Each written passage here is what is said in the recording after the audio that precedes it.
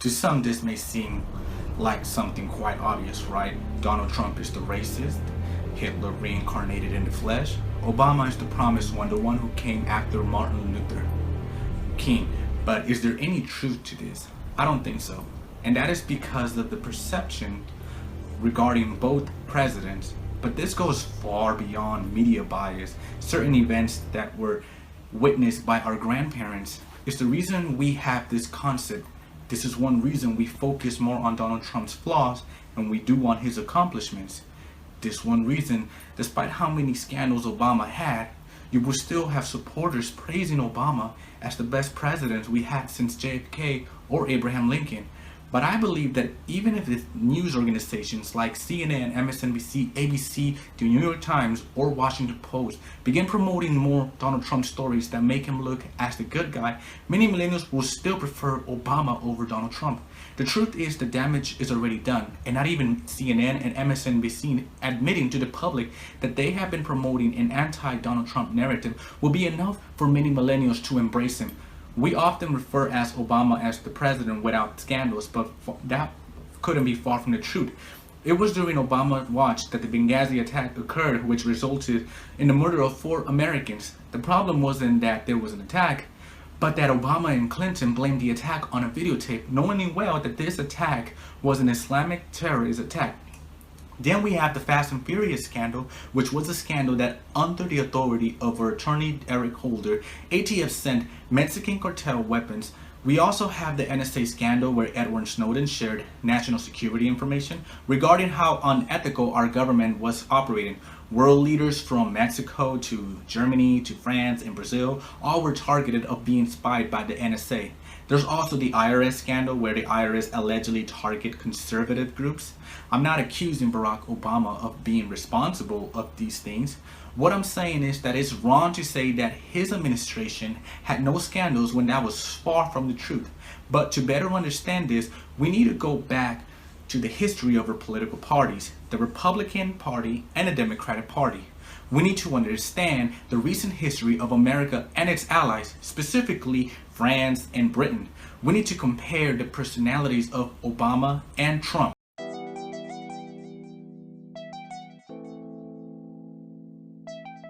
So let's start there. Let's compare Obama and Trump. Looking at Donald Trump, we realize that he is the playboy businessman who was admired by the public long before he questioned if Obama was born in America, long before he ran for president and criticized the Mexican government as well as our American politicians for the current illegal immigration problem we have.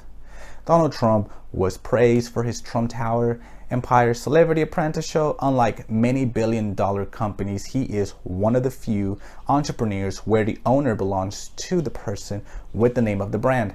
Donald Trump attempted to launch his own airline, his own university, but wasn't successful at it.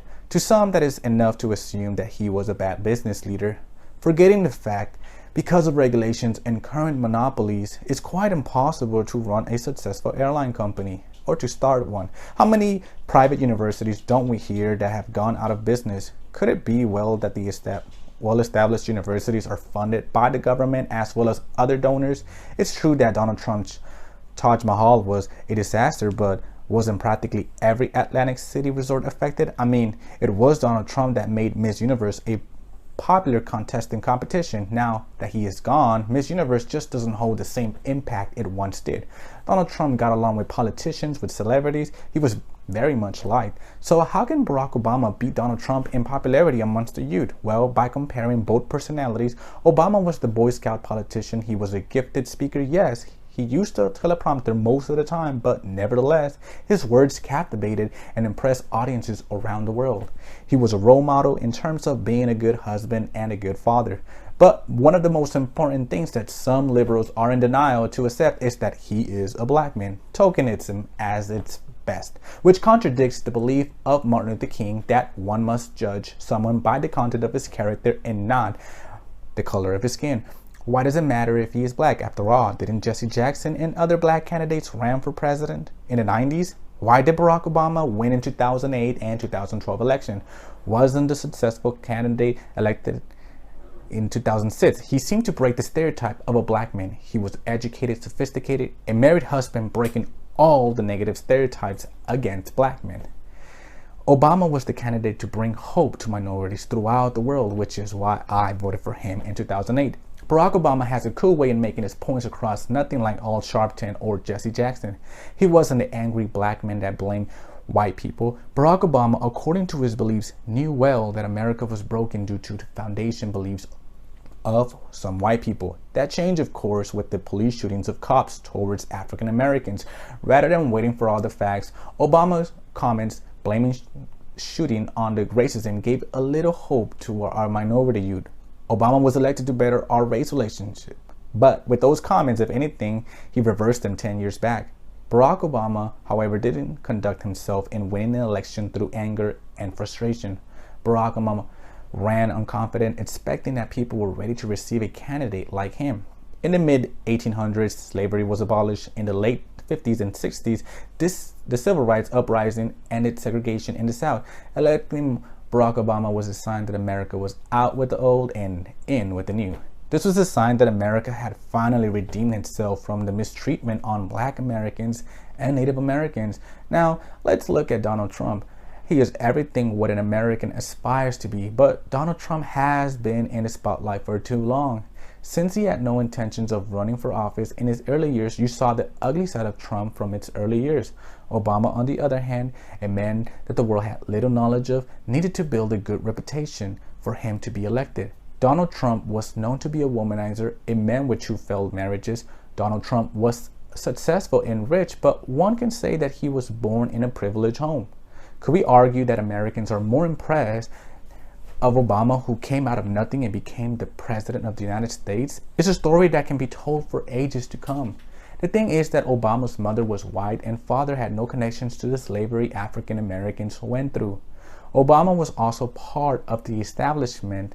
Although he ran as a populist president, he was well accepted by the establishment. Donald Trump was the true outsider here, hated by the media, by politicians on both sides, by many of the top corporations and bankers. And while I'm on the topic of celebrities, it was Obama who is good friends with them. We live in a world where the youth is infatuated by what our enlightened celebrities have to say about the current affairs of our world. It was a win-win for Obama to be admired by celebrities, but it was also a win-win for celebrities. After all, how convenient it is that in order for their popular status to remain on top is to be good friends with their first African-American president, who, by the way, is also charismatic. When just 40 years ago, blacks couldn't even sit in front of the bus. Sure, Donald Trump was liked by celebrities too, but all that changed once he criticized the Democratic Party's Messiah. All of a sudden, everything Donald Trump, whether it was good or bad, true or not, was brought to light.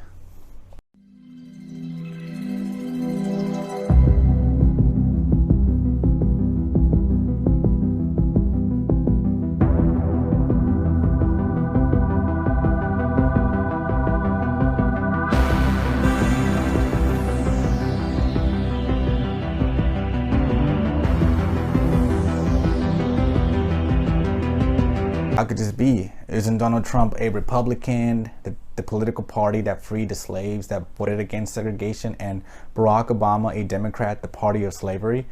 Some believe in the Southern strategy, but by looking close to the history, not that just isn't true. Now let's look at both the parties' history. It was FDR, a Democrat that helped America throughout World War II, but he was also hesitant against Hitler's aggression. Only Prime Minister Churchill was the leader that was against Hitler since the beginning stages of Hitler's uprising. FDR is praised for uplifting poor Americans, black and white, out of poverty, though, through his New Deal plan. However, it wasn't the New Deal that brought the provision to America. It was actually the production throughout World War II that helped create thousands of industrial jobs. Then we have the JFK, the first Irish American Catholic president who ran as a Democrat. Now, looking at JFK, his policies are more similar to that of Donald Trump, but JFK was admired by young Americans, just like Barack Obama was. That's because the youth share more in common with presidents who are young. Now, that isn't always the case. After all, Bernie Sanders, despite being older, is very well liked by the youth. So JFK was liked but an unfortunate event happened. JFK was shot and murdered, leaving Johnson as president. Lyndon B. Johnson wasn't popular. He wasn't winning the Vietnam War, and he had problems back home. with the civil rights movement. It's true, it was Lyndon B. Johnson that signed the Civil Rights Act in 1964, but it was the Republicans who overwhelmingly voted for the bill. Then we had Nixon. He was the only first and only president that voluntarily resigned from office. He came with the intention of finishing and winning the Vietnam War. This is where allegedly the party switch and Southern strategy began in the Republican Party, but Nixon was a supporter of civil rights and endorsed a bill about equal rights. He restored trade talks with China, which now has affected us. Unfortunately, Nixon was guilty of the Watergate scandal, which up to this point was left with the GOP with a stain. Jimmy Carter was elected right after Ford. Jimmy Carter was charismatic but weak in foreign policy as well as with the economy. Ronald Reagan was then elected, who was also accused of being part of the Southern strategy ideology. Ronald Reagan's policies created a strong economy, but his presidency was in turmoil with the Iran-Contra. He was accused of being a racist, but I guess he wasn't a very good one since it was him that signed and supported the legalization of millions of illegal immigrants, most of who were non-white Mexican descent. George Bush Sr. was elected but lost his second term when the economy got weaker and got involved in an unpopular war in the Gulf region. Then we had Bill Clinton. Bill Clinton was a charismatic liberal Southerner. The economy was pretty good while he was president. Bill seemed to get most of the credit. However, many forget that Republican House Speaker Newt Gingrich had a lot to do with the economy as well. It was also during Bill Clinton's years in office when the internet and technology helped create millions of jobs. Bill Clinton's reputation was affected by the Monica Lewinsky scandal. However, not many Democrats were fazed by that scandal. To Democrat voters, the economy and foreign policy were far more important than the president's personal life. That sounds familiar, doesn't it? Now that we have Donald Trump as the president, doesn't it? After Bill Clinton left office, George Bush came to the picture. George Bush won because of two factors: the fact that Al Gore distanced himself from Bill Clinton and the fact that Clinton was impeached, tarnish his presidency. George Bush was a moderate Republican, but according to many liberal Democrats, his oil company ties connecting him with his greedy capitalists. Since the 1960s, many liberal movements were being accepted by Democrats, leaving many Dixiecrats behind. Many of them believed in taxing the rich, freedoms regarding their sexuality, which some felt like religious groups who leaned more towards the right, like the Reagan conservative movement, were in conflict with them. Liberals also supported regulations to help the environment. So it's no surprise that liberals felt a slap to the face when Bush was elected. To liberals, George Bush was nothing but an inexperienced, goofy, daddy's boy career politician. To some conservatives, George Bush wasn't conservative enough, but he was the best they had. Then 9/11 happened. Every American got together because of this tragedy. The way George Bush handled the 9/11 was a great start for his presidency, but some credits him that the worst tragedy in America happened in history happened while he was in office. It was Bill Clinton that missed the opportunity of taking down Osama bin Laden when he had the chance, but it was while George Bush was president that the attacks occurred. The Iraq War was the downfall of George Bush, and it only got worse when the WMDs were not found in Iraq. He lied, they said, but it was the Democrats and Republicans that supported the war. It was the intelligence community that assured the public that Iraq did possess those WMDs. Questions begin to arise. Was this all for oil? Was it a globalist plan, or was it just Islamophobia paranoia? After all, America had just been attacked by Muslim fanatics, the deadliest terrorist attack. Saddam Hussein was an enemy of the US and a Sunni. Al-Qaeda was a Sunni Islamic terrorist organization. Iraq had used chemical weapons in the past against the Iranians and Kurds, so it's no surprise that the media and many Americans took Bush's word for it. Then the 2008 recession came, and that was the nail in the coffin for George Bush. No wonder Obama was confident that he was going to win the presidency. His only obstacle was Hillary Clinton, the first female president, wife of one of the most successful US presidents. Hillary had the experience, but she supported the Iraq war, and according to liberals, Obama's economic plan seemed more appealing than Hillary's plan. Barack Obama was going to save the economy from George Bush, even though the reason the economy was bad was due to the housing market crash. But then again, the housing market crash only occurred thanks to the Bill Clinton protecting the banks, which allowed them to loan money like there was no tomorrow.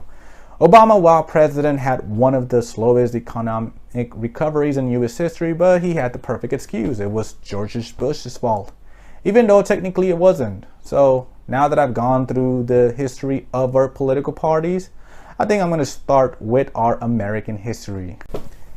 Analyzing our history and the current state that we are facing, we notice that there is a conflict between globalism and nationalism. That is happening not just in America, but the world as well.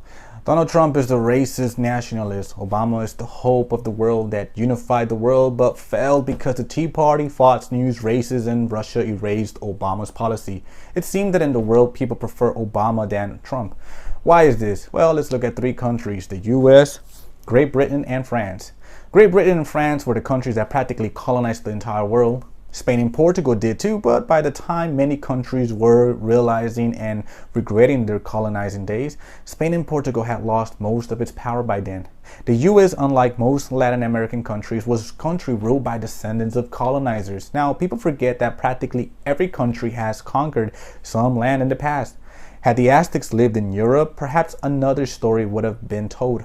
It wasn't all evil the reason why Europeans conquered the world. It was perfect timing due to their experience with Muslim empires' aggressions and their geographical location, which allowed them to trade in West Asia, East Asia, and or North Africa. By the time Europeans reached the Americas, the Ottoman Empire controlled Eastern Europe, parts of Africa, and the Middle East. The Ottoman Empire had no reason to reach the Americas. Meanwhile, in the New World, while France, Spain, and Portugal were focused on gaining large sets of land, the British were focused on ruling the seas, which became more effective.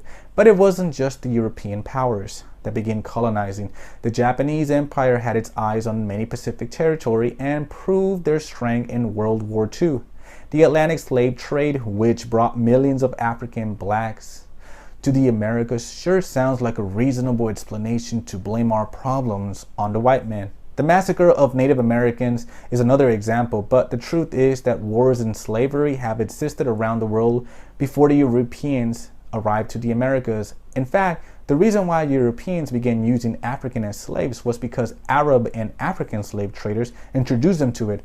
Africans showed more resistance to European diseases than Native Americans. After 400 years of slavery, blacks unfortunately developed a reputation and were seen and feared by whites.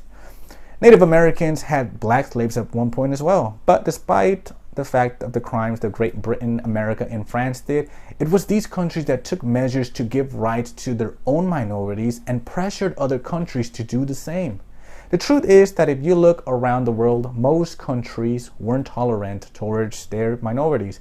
But to the world, America is the country that destabilized the Middle East and many countries in the world. People forget that in the Cold War, it was the US military, but it was also the Soviet Union that created dozens of revolutions in the world. People also seem to forget that America helped Latin American countries throughout the Monroe Doctrine to prevent Europeans powers from intervening Latin American countries' independent movements. When it comes to nationalism and globalism, it was the fascism and communism that practically destroyed the world. So why wouldn't the world believe in a unified world where we all get along and all immigrate to wherever we feel like? We are connected through high-speed transportation and the internet, so it makes sense, doesn't it? Shouldn't we support free trade instead of putting tariffs on countries? There's nothing wrong with free trade, but I do have a problem when unelected bureaucrats are the ones making our trade deals. What's so bad like being in Europe where we have free healthcare, free education? But many millennials fail to understand is that Europe is wealthy due to these socialist policies. It's not because of these socialist policies, but because of capitalism. Strong economies created this government programs.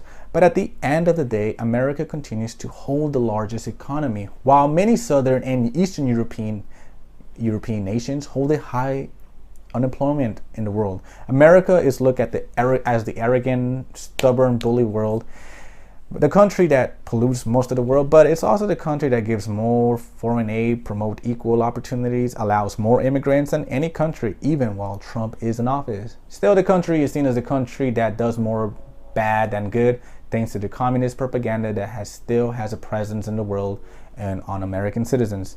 If we look at religion, we can understand why liberals seem to detest it. America is also a country where religion plays a huge role in our foundation.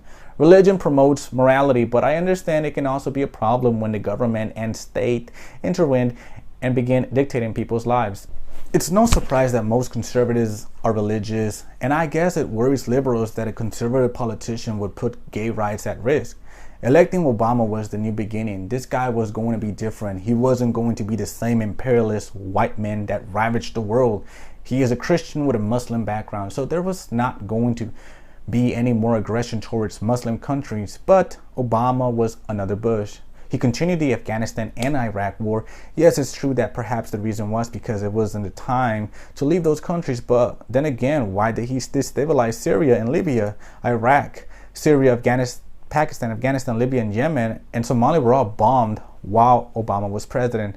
Some of it was justified, and other times it was just unnecessary. Meanwhile, despite the fact that Donald Trump is a non-intervention policy, he still seen as the typical Yankee in the world but that's not true. Donald Trump doesn't speak elegant as Barack Obama, but he has helped grow the economy, has passed prison reform that benefits Black Americans, and gave more money to Black colleges than Obama did.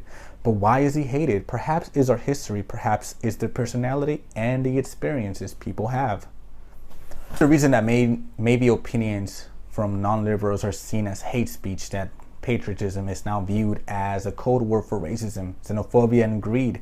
Equal rights between men and a woman has now become hatred toward men. Equal opportunities turn into envy, greed, resentment, and death. Freedom from religion is now forcing religion to adapt to secular lifestyles. Liberals now choose victimization and retaliation rather than justice and equal rights. Truth doesn't matter. Slandering and bearing false witness is the new method they use. Perhaps after hearing this video, some of you might come to realize that Donald Trump is not as bad as you think he is, or perhaps you will continue with the same opinion many liberals have about conservative classical liberal minorities like myself, that I am just another sellout. Well, I'm Eddie Garcia and you're watching Fresh News.